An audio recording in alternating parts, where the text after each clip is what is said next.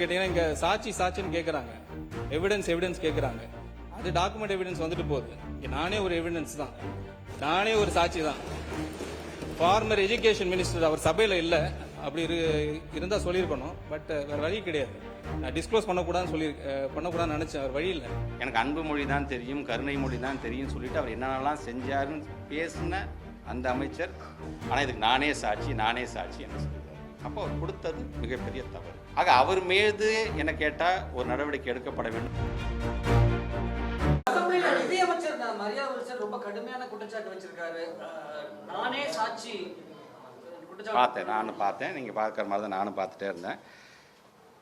Higher education சம்பந்தமாக அவர் பேசிகிட்டே இருக்கும்போது சம்மந்தமே இல்லாமல் திடீர்னு நடுப்புற உள்ள வந்து இதுக்கு நானே சாட்சி, இந்த எவிடன்ஸ் அந்த எவிடன்ஸ்லாம் சொல்கிறாங்க, இதுக்கு நானே சாட்சி அப்படின்னு சொல்கிறாரு.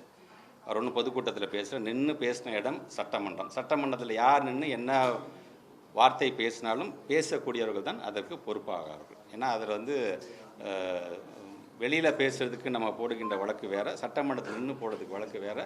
கொடுத்தேங்கிறதே மிகப்பெரிய ஒரு தவறு தான். அவர் பேசினதை நானும் கவனிச்சு தான் இருந்தது நான். ஆனால் இந்த பேசக்கூடிய அமைச்சருடைய அந்த நம்பகத்தன்மை, எனக்கு அன்பு மொழி தான் தெரியும், கருணை மொழி தான் தெரியும் சொல்லிட்டு அவர் என்னென்னலாம் செஞ்சாருன்னு பேசின அந்த அமைச்சர் அன்பில் மகேஷ் பொய்யாமொழி மீது இது போன்ற ஒரு அவதூறை சொல்லியிருக்கிறார் அப்படின்னு தான் நான் பார்க்குறேன். பேசும்போதே அவர் சொல்கிறாரு, முன்னாள் அமைச்சர் கூட இப்போ இல்லை, ஆனால் இதை நான் சொல்லவே வேணான்னு பார்த்தேன், ஆனால் இதுக்கு நானே சாட்சி என்று சொல்லுகிறார். அப்போ அவர் கொடுத்தது மிகப்பெரிய தவறு. ஆக அவர் மீது என்ன கேட்டால் ஒரு நடவடிக்கை எடுக்கப்பட வேண்டும். ஒரு அமைச்சராக இருந்து நான் அப்படி கொடுத்தேன்னு சொல்கிறதே மிக தவறு. பத்திரிகை துறை நண்பர்கள் மூலமாக சொல்கிறேன். கண்டிப்பாக இதை நம்ம வந்து டிவிஎஸ்சி டைரக்டரிடம் இதை புகார் அளித்து அவரை உடனடியாக, நான் தானே சாட்சின்னு சொல்கிறீங்க, உடனடியாக அவரை கூப்பிட்டு நீங்கள் விசாரிக்க வேண்டும் அப்படிங்கிறது தான் நான் வைக்கக்கூடிய ஃபஸ்ட்டு ரெக்வஸ்ட். தவிர்க்க முடியாத தம்ப்நெயில்ஸ், கலக்கலான கண்டென்ட்ஸ், சினிமாவும் சீரியஸ் பிரச்சனைகளும், பல வருடங்கள் இடைவெளிக்கு பிறகு இந்த படத்துல ஒரு கலகலப்பும் கைகலப்பும், Me too, love you. Thank you so much. Mass ஏத்துறது போயிட்டே தான் இருக்காரே தவிர பிரேக்கே இல்லாமல் பிரேக்கிங் நியூஸ் சொல்லும் தந்தி டிவி ஆப். இன்ஸ்டா தலைமுறை வரை இறங்கி அடிக்கும் தந்தி டிவியின் டிஜிட்டல் எக்ஸ்க்ளூசிவ்.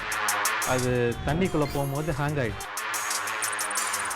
உங்களுக்கு விஜய் சார் எந்த அளவுக்கு ரொம்ப பிடிக்கும்? Of course, Malayalis are huge Vijay sir fans. ரெண்டு பேருமே ரொம்ப பிடிக்கும் எனக்கு. தந்தி டிவி ஆப்பை இலவசமா டவுன்லோட் செய்யுங்க, ஃபாலோ பண்ணுங்க, சப்ஸ்கிரைப் பண்ணுங்க, என்ஜாய் பண்ணுங்க.